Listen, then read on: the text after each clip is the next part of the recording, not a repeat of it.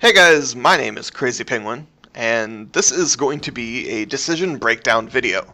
And I've done a couple of these in the past, and it's just a fancy name for Inside the Mind of, or uh, basically gameplay commentary showing you how I did really well, and hopefully giving you an idea as to why it worked out so well and how you might be able to do it yourself.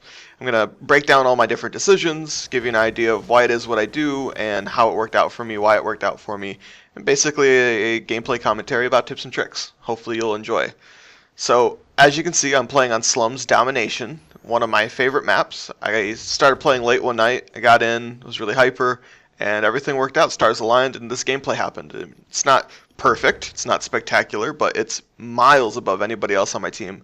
At the end of this, the closest person to me has 18 kills, and as you can see by the title, that's not very significant compared to me. But like I said, stars aligned. I don't always get gameplays like this. Don't think of me like that. I just did really, really well and capitalized on a lot of their mistakes.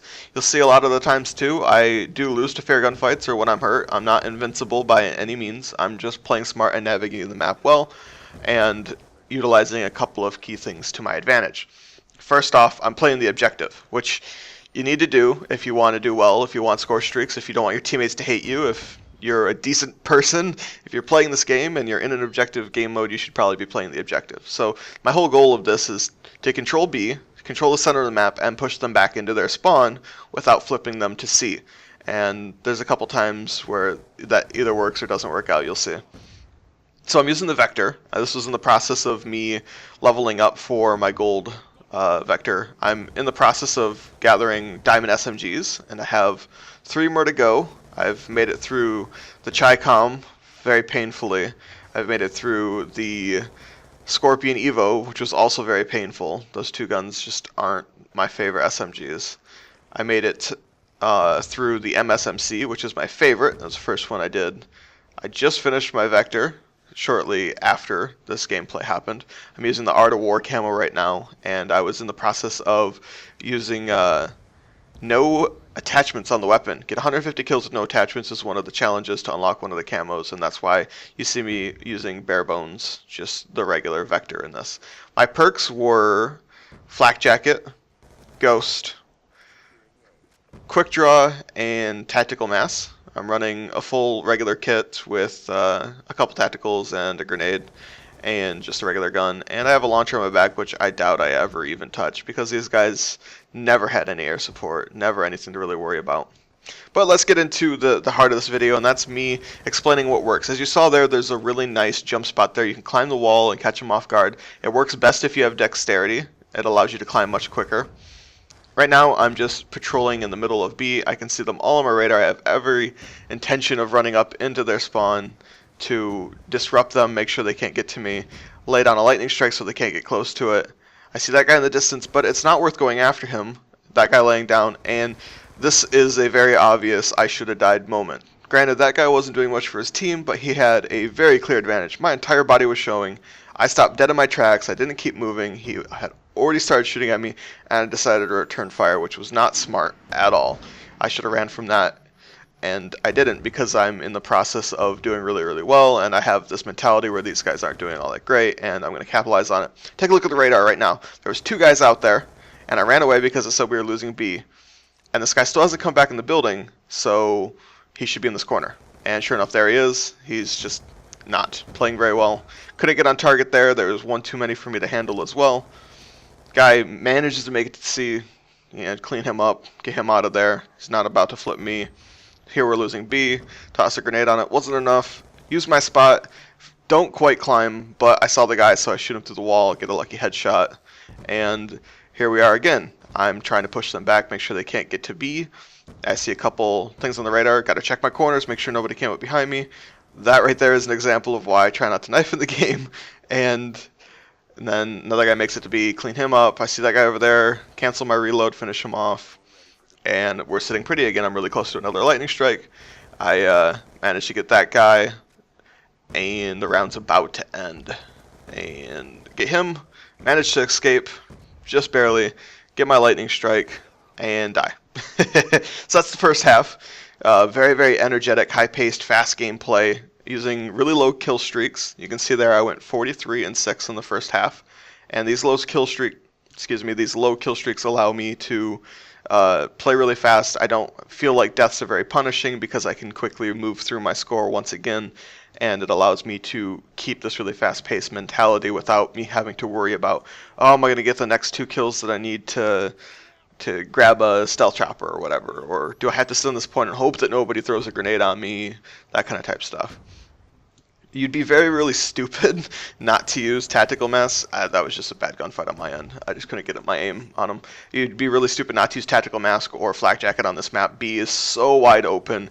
You're going to get destroyed by things like lightning strikes and hunter killers and randomly tossed grenades and well-placed tossed grenades, stuff like that. So I would highly suggest on smaller maps that you do that. Anything where you plan to take B, basically objective modes, they're overpowered. You want to use both of them and use them to your advantage.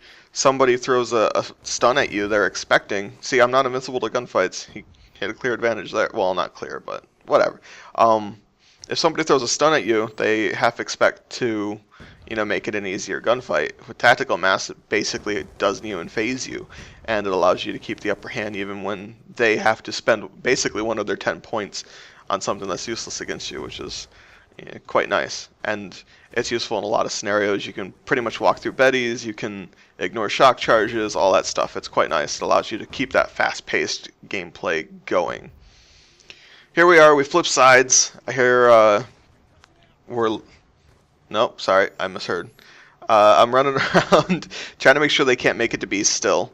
I saw that guy on radar rather, and I get picked off by a Betty. And this is just me constantly running back to B, making sure they can't get in. It's really that simple. I'm fairly decent with a gun in my hand.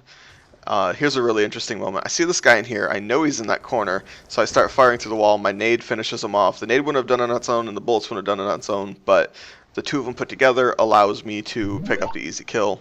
Sorry about the X-Fire. I am playing on the PC, and it must have gone off while I was recording. I don't know if you guys know much about playing on the PC. It's a whole different ball game. I mean, it's the same game, but the difference of having a mouse and keyboard in everybody's hands is very, very noticeable, actually, when you play the 360 and the PC side by side. On the PC, everybody can point and click. I mean, they're already used to it. Everybody uses a computer. Why would it be any different? They see something, they click on it. I mean, reaction times and stuff like that come into play, but generally, the skill is already there. You don't have to learn thumbsticks or whatever. And some people are great with thumbsticks, don't get me wrong, but when everybody has a mouse and keyboard in their hands, you see a lot more things like flying drop shots or Supermans or whatever you want to call them. You see a lot of, turnarounds or moments where you get turned on, stuff like that. It also allows you to pick people off at a greater distance. It allows you to land your grenades exactly where you want them to go and very quickly. So it's a whole different ball game, and I hope that this game is a testament of that, and you can see kind of what a mouse and keyboard can do and some of the things you have to go up against. So gameplay like this, for me, is stupendous. It's awesome. It's amazing. It's almost unheard of. I'm good at this game, but I'm not that good. So like I said, the stars aligned for this, and it was a lot of fun, and hopefully you guys can get a feel for why it worked out for me. I spent a lot of time looking at maps and understanding them, and this map I know like the back of my hand, and it works out for me. Things like jumping over the wall and constantly keeping a UAV up, which is huge. Here, I run out of bullets, don't have time to reload. My secondary is a launcher. I try to get close to him and knife him, but I spend too much time weaving rather than actually just going for the knife. Doesn't work out, but I can turn back and forth that quickly. I might as well use it to my advantage. Hopefully you can't stay on target, etc., etc. Gameplay is winding to an end. We're at 192 points, and I'm just mopping up some people. There's obviously no chance that they could come back, especially when there's a time limit on the game. So even if they triple capped, it wouldn't do them any good whatsoever, which is one of my gripes with Domination, but it is what it is. I get killed right there at the end, unfortunately. I start playing a little bit more reckless towards the end once I realize that these guys aren't nearly as good as most others, and I end up with a score of 78 and 15 on Domination Slums. Hopefully you learned something, guys. I really appreciate it if you gave this video a like. I had a lot of fun playing, and I hope that you will enjoy seeing more of these from me. As always, there's a few video thumbnails on your screen. If you haven't seen them yet, you should click on them and check out some of our other content. If you haven't already, you can hit the yellow subscribe button. We just revamped our forums, by the way. If you want to go check them out, leave us a line, start a discussion. I'd really appreciate that as well. And I'll see you in the next video, guys.